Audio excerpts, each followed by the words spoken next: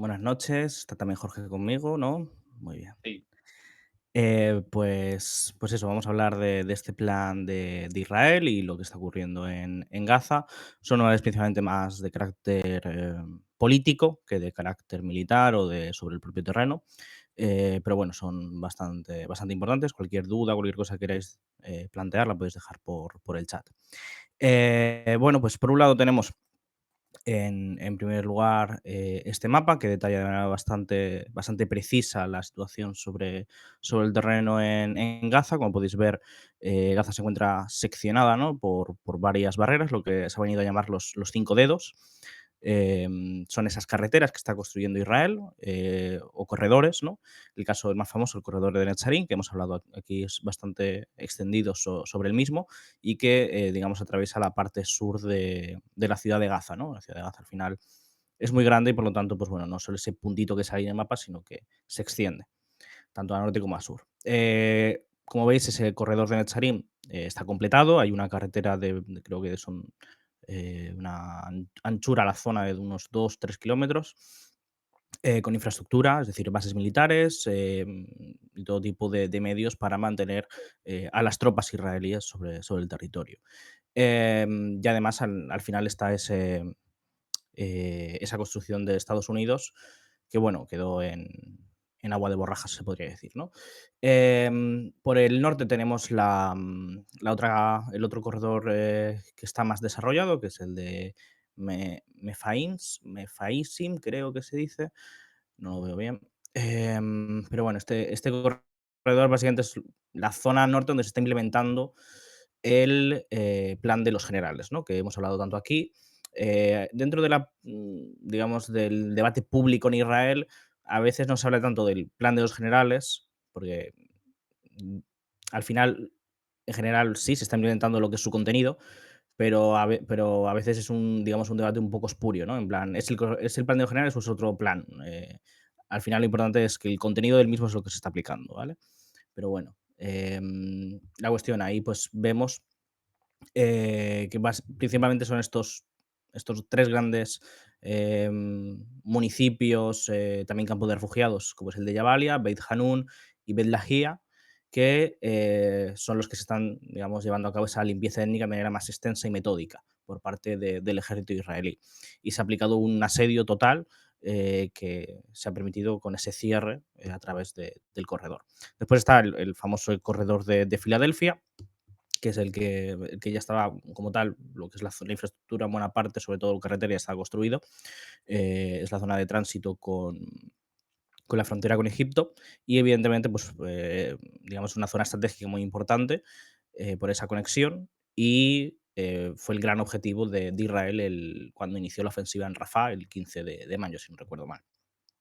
Después ahora en construcción y, digamos, pendientes están los corredores de Kisufim y el de Sufa. El de Sufa aún no ha empezado, es algo que parece que también va a llevar a cabo, pero ahora mismo, digamos, las fuerzas están concentradas más eso, en el corredor de Kisufim y esto, pues, lo que significaría es la partición de Gaza, como decía, en varios cachos en los cuales poco a poco la población sería recluida en un territorio cada vez más pequeño. Por esto también señalaba que lo que se está construyendo aquí en Gaza son prácticamente, podemos llamar, campos de concentración, ¿no? En el sentido de que la población está, digamos, bajo una ocupación militar, encerrada en territorios que están pues eso, muy severamente controlados por el ejército y en los cuales la llegada de ayuda humanitaria también está restringida por el ejército, que decide mover a la población también según voluntad, utilizando la ayuda humanitaria como arma de guerra, ¿no? Em, entonces, pues bueno, este es, digamos, el mapa en general que tenemos en Israel y los puntos azules, como veis, son las antiguas colonias que Israel tenía en la Franja de Gaza hasta que fueron evacuadas en 2005 de manera unilateral por parte del gobierno israelí. La idea por parte de los colonos es no solo reconstruir esas antiguas colonias, sino construir nuevas. Creo que había planeadas alrededor de 25 al menos en total, así que unas cuantas más de las que hay ahí, sobre, digamos, de las antiguas. No sé si tú quieres comentar algo, Jorge, a este respecto. Por ahora no hay mucho que decir. Me resulta llamativo lo que estás diciendo antes sobre el plan de los generales, cómo están haciendo indirectamente el plan de los generales sin llegar a hacerlo del todo y sin llegar por, vamos, lo que has estado comentando en general, pero más adelante quizá planteo una pregunta más directa en este sentido realmente. Mm. Eh, y creo que Pues por ahora, sí, bueno, voy a decir que no, que creo que por ahora no tenemos ninguna pregunta, pero sabéis, como siempre, vale. lanzad las preguntas que consideréis que sean de vuestro interés, vaya, y tratemos de contestarlas lo mejor posible. Mm. Sí, sí, gracias. Vale, pues entonces lo otro que quería comentar, ¿no? Con relación con esto, es ha habido un programa en el canal 11 de Israel. En Israel está el canal 11, canal 12, canal 14, sobre el plan de colonización, ¿no? Este programa que dura alrededor de una hora, y lo podéis encontrar en YouTube. De hecho, si queréis, bueno, lo voy a pasar a Edu por si quiere pasarlo por el chat. Eh, mm, a ver, aquí está. Bueno, este programa principalmente es una entrevista a la líder del movimiento Nahala, ¿vale? El movimiento colono Nahala. Este movimiento, bueno, ya hemos hablado varias veces de él, tenemos algún artículo, noticia que podéis encontrar en la página web. Está liderado por Daniela Beis, que es una líder pues muy veterana, digamos. eh, Conoce bien cómo funciona el movimiento colono, bueno, forma parte del mismo, evidentemente, y tiene apariciones, tiene muchos contactos políticos, ha tenido muchas apariciones durante el último año, hablando incluso, pues, ella habla en términos de que el objetivo es el Gran Israel, ¿no? El objetivo es colonizar desde el Nilo hasta el Éufrates. Y de hecho han lanzado durante estos días, por ejemplo, el tema de un movimiento colono para Siria, con las últimas conquistas militares de Israel en esa zona, ¿no? También para Líbano y bueno, en el caso de Gaza, que digamos evidentemente donde ven una mayor oportunidad este sector, en esta entrevista pues de manera bastante detallada explica cinco fases que tendría ese plan para colonizar la franja de Gaza. Son planes muy generales, ¿vale? Quizás a cierto punto pueden ser obvios, ¿no? Pero bueno, lo interesante es que en esa entrevista larga, bueno, detalla la manera en la que se haría, qué tipo de fuerzas utilizaría, etcétera, ¿no? En primer lugar, lo que habla es que es conseguir un núcleo de pioneros, ¿no? Como los llaman ellos, de colonos. Un núcleo de colonos dispuestos, un reclutamiento, ¿no? De la gente que está dispuesta a acudir al lugar para la colonización. Esto ya lo hemos visto, pues para eso hacen todas las conferencias sobre colonización, para eso hacen esa movilización política dentro del país. Y en este caso, pues se habla de que han conseguido más de 750 familias, ¿vale?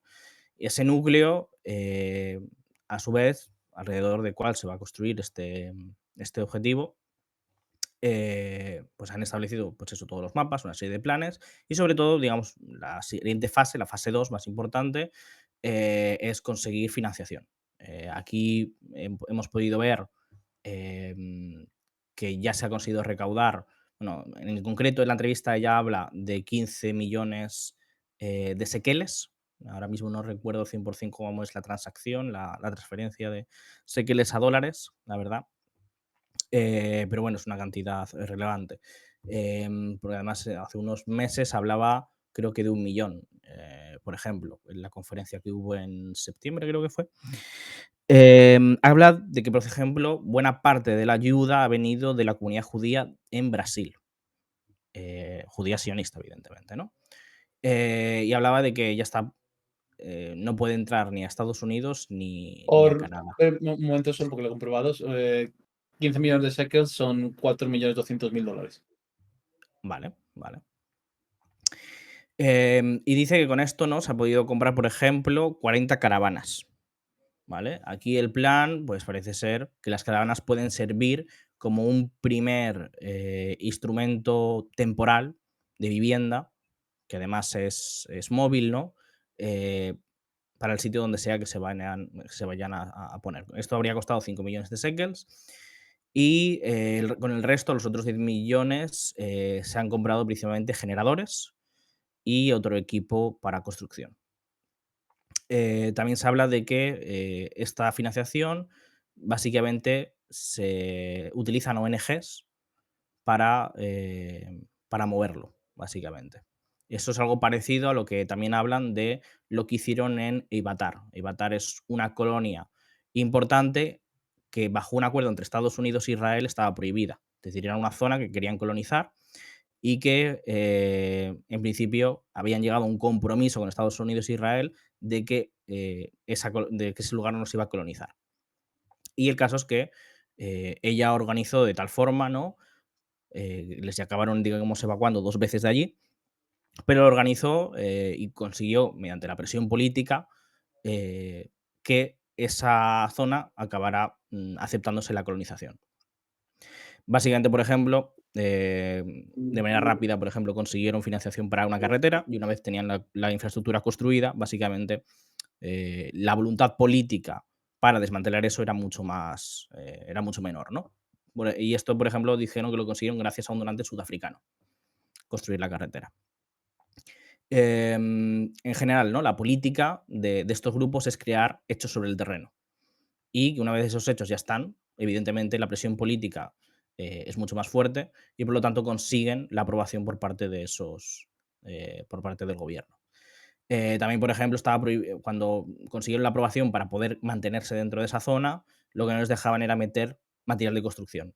Lo que hicieron es meterlo de manera clandestina, evidentemente, ¿no? Por ejemplo, enviando camiones donde estaba escondido eso y los camiones eran de comida. Em, la tercera fase es crear sobre el propio terreno eh, las colonias de los israelíes, ¿no? Aquí básicamente se trata de colarse en el propio territorio, pero aquí hay dos elementos importantes. Por un lado, hacerlo con la suficiente masa crítica, por así decirlo, para que sea muy difícil desahuciarlos, por así decirlo, ¿no? Para que digamos, el ejército lo tenga complicado y que el gobierno tenga difícil también políticamente llevar a cabo esa acción, ordenarlo. Em, Básicamente, crear de nuevo hechos sobre el terreno. eh, Hablaban, por ejemplo, de unas 300 personas, ¿no? Por ejemplo, si van 300 colonos, es mucho más difícil que si van 60. Y aquí, sobre todo, también, que es de lo que hablan de la fase 4, tener en cuenta la ventaja de la presencia militar sobre el terreno. Es decir, consideran que la presencia militar, evidentemente, es un prerequisito fundamental para el desarrollo de las colonias. Porque el ejército básicamente ya está creando todas las infraestructuras necesarias para mantener la vida de los militares, que evidentemente puede servir de apoyo para la presencia civil, ¿no? Para la presencia colona. Entonces aquí hablan de, por un lado, de ganarse simpatías dentro del ejército, que tienen simpatías, se pueden ver muchos vídeos donde se habla de soldados que están en favor de la colonización, em, y en general también, es decir, generar una doble presión, una doble pinza, ¿no? Por un lado, por abajo, con la introducción de los colonos y apoyándose en los militares, y por arriba a través de sus representantes políticos, ¿no? Como es Smotrich y Ben Gvir. Entonces, por aquí tenemos que. Cuán estrecha es, por interrumpirte, pero cuán estrecha es realmente la relación? Más allá del evidente apoyo Mm, político, ¿no? Digamos mm, que las ideas en común, ¿no? Que existen. ¿Cuán Sí. estrecha es realmente la relación entre, sobre todo, estos grupos que, lo que estábamos hablando antes, ¿no? Estos grupos que tratan de expandirse territorialmente Israel, ¿no? Especialmente ahora los que estamos viendo van tanto para Líbano como para Gaza como para Siria, que estamos viendo últimamente, y cuán estrechamente vinculados están, o sea, digamos, tienen por así decirlo, sangre en las manos, Ben-Gvir y Smotrich, o la vinculación es más meramente apoyo político general? ¿A qué te refieres exactamente con lo de sangre en En el las sentido manos? de si hay una Sí. vinculación directa que podrías Ah, atribuirles, si tienen con contacto directo con estas personas, Sí. o tienen sí, digamos, una implicación sobre el terreno, por así decirlo, de Ujú. algún modo, o es más simplemente apoyo político? No, es una implicación sobre el terreno, muy clara. Es decir, esta gente ha nacido en las colonias. Es decir, directamente ellos vienen de allí. Es decir, son los hijos de esa gente, son los familiares de esa gente. Lo han hecho ya en Cisjordania. Esa es su vida en Cisjordania. Y ahora mismo, simplemente, a través de ese apoyo político, precisamente, de esa gente, de esa base social, han conseguido llegar a la representación política. Hoy en día, tienen contactos directos con estas personas, ya sea, digamos, para asesoría, para cabildeo, y también, digamos, para campañas políticas. Es decir, a estas conferencias que organiza el movimiento Nasala, ha ido Ben-Gvir, ha ido Smotrich, incluso ha ido ministros del Likud. De hecho, otra cosa que están haciendo mucho es infiltrarse, por decirlo de alguna manera, dentro de las filas del Likud. Durante los últimos años, ha habido una afluencia muy importante de militancia dentro del Likud, y de los 60.000 miembros del Likud, 15.000 se dice que están vinculados al movimiento sionista religioso. Por lo tanto, tienen un bloque, digamos, bastante importante de voto dentro incluso del partido de Netanyahu. Lo que cual, evidentemente, también es un elemento de presión importante que utilizan. Por ejemplo, recientemente se grabó un vídeo después de una de estas conferencias entre Smotrich, que es ministro de Finanzas y en parte ministro de Defensa, em, con Daniela Weiss. Y están hablando, y de hecho Weiss le está diciendo, bueno, ellos no sabían que había una cámara en ese momento, le está diciendo que cómo está el presupuesto, que cómo está la relación para conseguir un presupuesto. Básicamente lo que está diciendo es, nosotros podemos recaudar y podemos crear el primer núcleo de colonos en Gaza, pero si no recibimos apoyo político desde arriba y financiación desde arriba, esto es imposible. Y básicamente, lo que están hablando ahí es de la posibilidad de que el presupuesto del gobierno incluya partidas para la colonización de Gaza. Y eso lo graba una. No, no dicen explícitamente, pero claramente están apuntando ahí. Y ella le está preguntando por eso. Entonces, la relación es muy directa, muy carnal incluso, entre estas dos. Entre estas figuras y en general todos estos sectores que son parte de una misma de un mismo movimiento político, de una misma familia incluso, muchas veces, ¿no? Em, entonces, pues bueno, la cuestión militar, evidentemente, como digo, es muy importante. Toda la infraestructura que crea el propio ejército, y cómo puede ser ese un punto de apoyo y cómo los propios representantes políticos intentan realizar la máxima presión para que no termine la guerra. Porque lo que quiere es una presencia militar el máximo tiempo posible, porque cuanto más tiempo haya presencia militar, más oportunidad tienen de realizar infiltraciones, ¿no? De comenzar intentos de construcción de colonias. Momento. Vale, sí.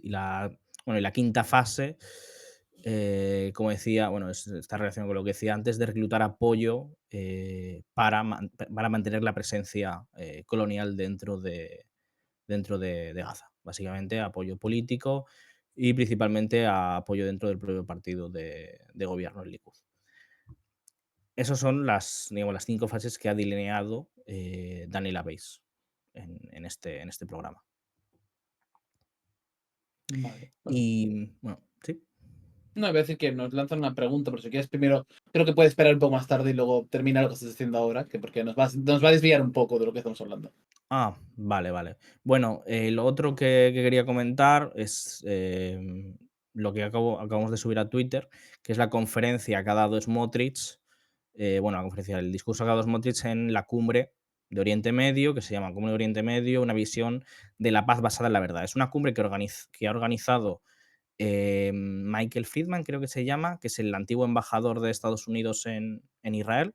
Es el embajador que estaba durante la era Trump y que fue, digamos, bueno, uno de los mayores apoyos para el reconocimiento de Jerusalén como capital, para la anexión el reconocimiento de la anexión de los Altos del Golán, y también de apoyo, digamos, al tema del reconocimiento, por ejemplo, de las colonias y todo el plan de paz que presentó Trump en 2018-2020, ¿no?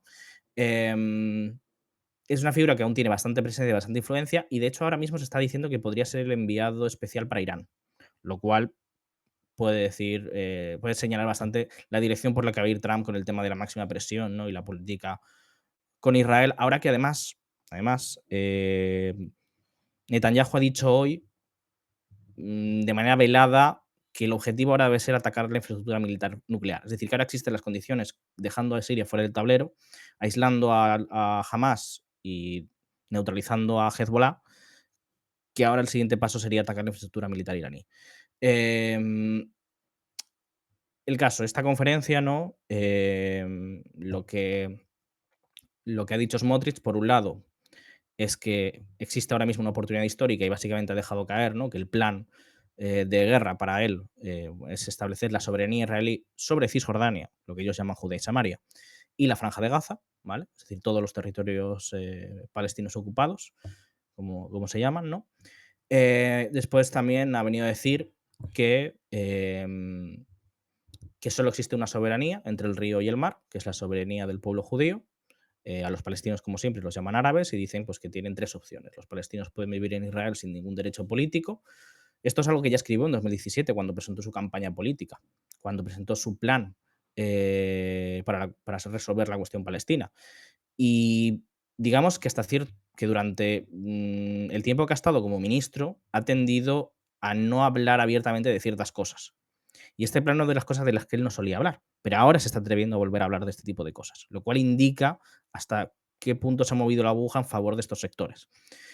No me extrañaría que en unos años empiecen a hablar de Damasco. Este señor hablaba de Damasco, de que Damasco tiene que anexionarse a Israel, por ejemplo.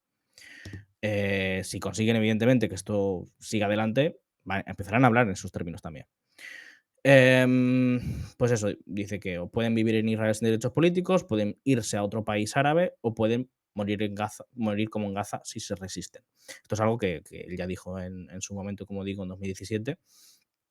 Y bueno, también señala, por ejemplo, de manera que es bastante interesante, porque muestra pues, lo concienzudo y digamos, lo claro que tienen las cosas, eh, que va a utilizar su posición como ministro bajo el Ministerio de Defensa, ¿vale? En Israel a veces existe, digamos, la figura de ser ministro dentro de un ministerio, sin ser el ministro principal, digamos.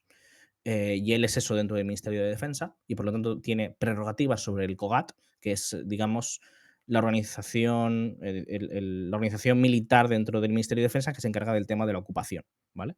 Y de los asuntos civiles. Él lo que dice es que va a utilizar eso, esa influencia y ese peso que tiene dentro del ministerio para conseguir la aprobación de las colonias y dar financiación a las mismas. Es decir, lo mismo que hablaba antes con Daniel Abeis, ¿no? Entonces, pues bueno, es una conferencia que creo que es bastante relevante y el hecho de que alguien importante dentro de lo que puede ser la próxima administración Trump, y que ya fue importante como embajador en Israel, sea quien esté promocionando esto. Así que bueno, eso sería todo fundamentalmente. Vale, nos están preguntando varias cuestiones, pero me parece muy interesante lo que has dicho ahora de esos ojos en Damasco hacia el futuro, especialmente porque podemos vincular entre otras cosas con una pregunta que me están haciendo ahora, que era precisamente, a ver si la encuentro, que la he perdido un momento, que era sobre el tema precisamente. Creo, para empezar, que si Israel llegase a colonizar Siria, muy apropiado por lo que estamos comentando ahora, ¿no? Si creemos que Turquía lo permitiría o podría Turquía hacer una acción drástica para responder a, o, digamos, enfrentar a Israel si ve peligrar la situación actual en Siria. Yo pienso que esto es, para empezar, una cuestión bastante más compleja de lo que parece, ya no solo por la propia cuestión de si se colonizará o no, se colonizaría o no Siria, sino también por el hecho de cuál es la naturaleza actual del gobierno sirio, en qué condiciones está y cómo va a desenvolverse hacia el futuro, que a pesar de lo que muchos siguen diciendo por aquí y por allá, está todavía muchas cosas en el aire. Sí. Bueno, Erdogan dijo en 2012 que acabaría rezando en la mezquita de los omeyas Va a y hacerlo seguro. va a hacerlo seguro. Hoy fue el jefe de inteligencia, ¿no? Sí. Turco. Ya estuvo por ahí. Eso va a ser una visita sin duda que Erdogan va a marcar en su calendario. Em, bueno, el objetivo de Erdogan desde hace muchos años era precisamente tener esa presencia en Siria, ¿no? Tener esa buena relación con el gobierno sirio. Erdogan tenía muy buena relación con Assad durante los años 2000.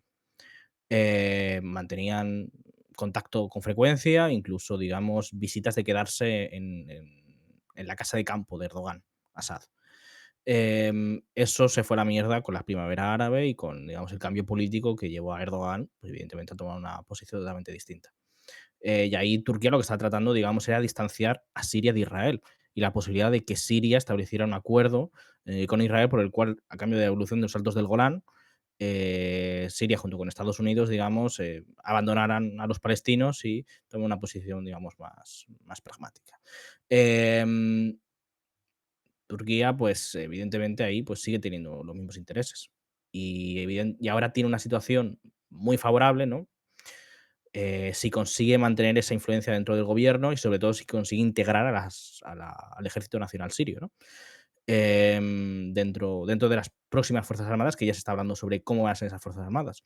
Ya se está hablando de cómo se va a conseguir, digamos, que todas las milicias que hay en el país se integren en una sola fuerza y que el Estado tenga esa monopolio de la violencia, ¿no? Y es una situación muy complicada en Siria, de hecho, por el tema de todos los combatientes extranjeros que hay en el país. Em, y ahí Turquía tiene la oportunidad de que si Israel continúa por este camino, el gobierno sirio, con toda su legitimidad, pida al ejército turco que se despliegue. Digamos, una zona de amortiguamiento, ¿no? Precisamente en los alrededores de Damasco, podríamos decir. Yo creo que esa sería una jugada, un movimiento que sería posible si el gobierno sirio tuviera la suficiente consistencia y en determinadas circunstancias, pero el gobierno sirio no tiene ninguna consistencia ahora mismo. Y el ejército, el nuevo gobierno sirio tiene muchos problemas y no quiere molestar a Estados Unidos ni a Israel ahora mismo. Eso es la situación en la que se encuentra. Y por eso no va a hacer ninguna jugada de ese tipo. Por lo tanto, yo creo que es algo muy difícil que ocurra, digamos, ese estrechamiento de relaciones por ahora, sin antes el nuevo gobierno asegurar un mínimo de estabilidad. No sé. Yo pienso un poco los términos parecidos, ¿no? Como digo, lo primero de todo siempre es insistir, y perdonadme ser tan pesado en ese sentido, ¿no? Insistir en que todavía hay muchas cosas que son bastante fluidas, que están bastante del aire. Por ejemplo, tenemos, por poner un ejemplo que no es sobre esto, ¿no? Pero tenemos toda esta cuestión de los reportes que está viendo, ha habido primero en fuentes turcas, luego en Bloomberg, diciendo que Rusia está ultimando un acuerdo para mantener sus bases militares en Siria, algo que mucha gente, cuando cayó al-Assad, daba por sentenciado y por cerrado y que Rusia había perdido drásticamente su posición, algo que a mí desde un primer momento no me parecía tan claro. Entonces, hay muchas cosas que todavía están en juego y quedan mucho para aclarar, pero lo que parece en principio. También aprovecho aquí para hacer de una manera un poco tangencial, hablar de lo que está pasando en el noreste de Siria, ¿no? Que es básicamente el cómo el SNA, el Ejército Nacional Sirio, recordemos esta coalición de grupos apoyados por Turquía, luego daré la chapa sobre esto en el EMAT, así que tampoco hay que preocuparse. Eh, Básicamente, cuando están, digamos, las últimas semanas han estado ganando el terreno a las SDF, a las fuerzas no solo kurdas, pero principalmente kurdas de las SDF, y han recuperado Manbij y están recibiendo apoyos de unidades del antiguo ejército libre sirio que estaban integradas en las SDF, tanto en Manbij, que eso de hecho al parecer ha sido una de las cuestiones por las cuales la ciudad ha caído, lo están comentando ahora más recientemente, que una de las unidades árabes de las SDF le dio apuñalada por la espalda al resto de las SDF. Esto también ha pasado ahora en Deir ez-Zor, cuando se han sido expulsados, que parte del Consejo Militar de Deir ez-Zor se ha pasado al SNA. Y en términos generales es un problema que está teniendo ahora en este contexto en el cual ya no está Assad como digamos, una figura aglutinadora externa para distintos grupos, que una parte de los elementos árabes de las SDF ya no quieren estar con los kurdos, ya no se sienten justificados estar con los kurdos, están cayendo o para el bando del nuevo, digamos, lo que están llamando ahora la nueva Siria, vamos, que es básicamente la Siria del Mm. Gobierno de Salvación Nacional, o para el Ejército Nacional Sirio, que no es que esté enemistado con lo otro, pero por ahora no hablaría de como fuesen dos unidades integradas. Sigue estando un tanto en el aire, como estaba diciendo Daniel hace un momento, ¿no? en qué dirección va a ir a la hora de transformar las fuerzas armadas, las nuevas fuerzas sirias, sean las que sean, quién van a componer, quién va a tener la influencia, quién va a tener muchas cosas. Porque de hecho, muy importante esto, el SNA tiene más tropas que HTS o que los Ujú. sureños. De hecho, es de las tres piezas, digamos, de lo que sería la Siria Verde, que lo hemos llamado así alguna vez, ¿no? Siria de bandera verde. El SNA es la unidad más grande de todas. Y Ujú. eso va a ser a la hora de concluir cómo evolucionan esas Fuerzas Armadas. Ujú. Y también están mejor equipadas, entiendo, ¿no? Sí, en términos generales, sí. Ujú. Probablemente me atrevería a decir que las fuerzas de Jolani son mejores en términos de entrenamiento, en términos de Mm, profesionalidad, pero el SNA tiene más número y más cantidad de material. Sobre todo también Bueno, porque hay mayor disciplina. bueno, aunque esto lo digo con comillas porque teniendo en cuenta todo lo que se dejó atrás el ejército árabe sirio mientras se hubo en Mm, desbandada y lo que han podido capturar después. Aunque nuevamente el resto de esto, lo que hayan bombardeado los israelíes en el sí, proceso de Cenizas, ya nadie lo sabe. Mi respuesta es no lo sé. Ahora mismo, sinceramente, no me ya. atrevo a especular porque estamos en un escenario de caos en ese sentido. Puede que tengan más, puede que tengan menos, yo no lo tengo claro en Ujú. todo caso. De Y luego está hecho, la figura esa de los sureños, que no sabemos cuántos son realmente, y tampoco sabemos cuán grande va a ser su papel dentro del equilibrio de fuerzas nuevo en Siria. Perdona, es decir. mm, digo que según Israel han destruido el 80% de los SA-22 de corto o medio alcance, también, bueno, conocidos como Pansir S-1, y el 90% de los sistemas de defensa aérea rusos de mediano alcance SA-17, los Buk, mm, Mm. además de varias decenas de radares. Es decir, es que lo que es la defensa No, no, o sea, antiaérea han dejado por lo que tengo entendido, ni la flota, ni la fuerza al aérea, ni país la defensa pelado. antiaérea, ni los misiles les quedan nada en general. La inmensa mayoría se ha destruido por los ataques aéreos israelíes. La última vez que lo he visto, por cierto, iban por una cuenta de 480 ataques aéreos desde la caída del Assad, lo cual es una locura en términos Ujú, generales. Son unas cifras de nivel Gaza, en realidad, en ese sentido. ujú. Y están Eh, repartidas por todo el país. ujú. Después del sur, yo lo que escuché sobre todo no era que, em, se les había, digamos, advertido bueno, digamos, se había pactado con ellos, ¿no? Que el gobierno se iba y que Assad se iba y que avanzaran antes de que llegara Golani, ¿no? Porque no querían que Golani Sí, tuviera tanto papel. sí, básicamente. Mm, En general es una cuestión que además es delicada, ¿no? Porque Jolani, la relación, yo siempre lo recuerdo. Si bien Hayat Tahrir al-Sham y afines no tienen mala relación, digamos, con Turquía, no es mala, sí que ha sido de cierta rivalidad con el SNA a la hora de dominar a las fuerzas de la antigua oposición al Assad y de no tener la capacidad de control e influencia que se ha tenido Turquía con el SNA. Por lo tanto, la relación es más complicada y desde luego también, no creo que a distintos actores les interesaba que Jolani cuando llegase tuviese el menor poder posible relativamente